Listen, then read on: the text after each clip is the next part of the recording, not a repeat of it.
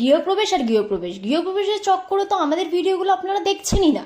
High, আমি Rin, welcome to our new birthday mini blog. রাত তখন প্রায় 12টা। এনারা সবাই লুকিয়ে এসেছিল আমাকে বার্থডে সারপ্রাইজ দিতে। গোপাল জানতো, বাট আমায় কিছু বলেনি। সেলিব্রেশনের সাথে সাথে গিফটও পেয়েছি, মানে ওটা তো পাবোই বলুন। পরের দিন অর্থাৎ জন্মদিনের সকালটা আমার শুরু হয়েছিল মুড়ি, আলু চচ্চড়ি আর আপেল সাইজ পেঁয়াজ দিয়ে। আপেল ভেবে আবার নিশ্চয়ই আপনারা অন্য কারোর কথা ভাবলেন। ধুর, আরেকজন এসে গেছে আমায় না জানিয়ে সারপ্রাইজ দিতে। ওর তরফ থেকে একটা সুন্দর বোকে আর চকলেট পেয়েছি আমি। জন্মদিনে এসেছে শুধু গিফট নিয়েই বাড়িতেও ছাড়া যায় না। যদিও বা ওকে লাঞ্চ করার কথা বাড়ির সবাই বলেছিল, বাট ওনার অন্য জায়গায় ইনভিটেশন ছিল, তাই কোল্ড ড্রিঙ্কস, পায়েস আর আগের রাতের কেক দেওয়া হয়েছিল ওনাকে। ও চলে যাওয়ার পর আমার গায়ে হলুদ হচ্ছে। না, জন্মদিনে হলুদ মেখে স্নান করতে হয়, শ্বশুরবাড়ির সবাই বললো, তাই মাখছিলাম, এই আর কি করে। এবারে দুপুরের ভোজনে বসে দেখছে এলাহি আয়োজন। সবটা ইনলজরাই করেছিল, বাট উদ্যোক্তা হলো গোপাল।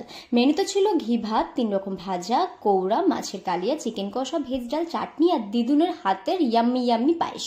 প্রত্যেকটা প্রিপারেশন জাস্ট চুমু হয়েছিল। লাঞ্চ সেরে উঠে দেখি মাও না জানিয়ে এসে হাজির, কারণ আমি আমার বাড়ির সবার উপর রাগ করেছিলাম এই বছর আমাকে কেউ রাত্রি 12টার সময় উইশ করেনি ফোনে। তাই ব্যাপারটা কারোর কাছে কেমন লাগলেও আমার কাছে কিন্তু যথেষ্ট পেনফুল ছিল, কারণ এটা আমার কাছে ম্যাটার করে।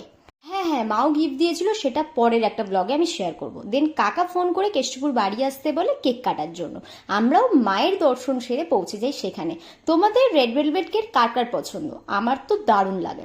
দেন ওখানে সেলিব্রেশন সেরে আমরা ডিনার করে যথারীতি বাড়ি ফিরে যাই। আমার কাছে কাছের মানুষের একটা ফোন রাত্রি 12টার সময়, এটাই অনেক বড় গিফট। কিন্তু যারা করেনি তাদের ওপর ভীষণই আমি রাগ করেছিলাম এবং কষ্টও পেয়েছিলাম। বাট কিছু করার নেই, সবারই কিছু না কিছু প্রবলেম ছিল এবং তার জন্য প্রত্যেকেই আমাকে সারপ্রাইজ দিয়ে আমার বাড়ি এসে হাজির হয়েছিল এবং সাথে কিন্তু গিফট। এই যে দেখছো চিকেন ম্যারিনেশন করছে মাসিমণি, এটা বার্থডের পরের দিনে সেলিব্রেশন ছিল। সেদিন লাঞ্চের পুরো আয়োজনটাই করেছিল মেজো মামা আর মামি। ইনড্রসরা আমায় হেল্প করে দিয়েছিল আর আমি রান্নাগুলো করেছিলাম বেগুনিটা বাদে। দেখতেই পাচ্ছ প্রিপারেশন কিন্তু একেবারে জোর কদমে শুরু হয়ে গেছে। ফার্স্টেই ডিমের ভুজিয়াগুলো করে নিচ্ছে। আচ্ছা বলো তো দেখি এখানে কটা ডিম আমরা দিলাম।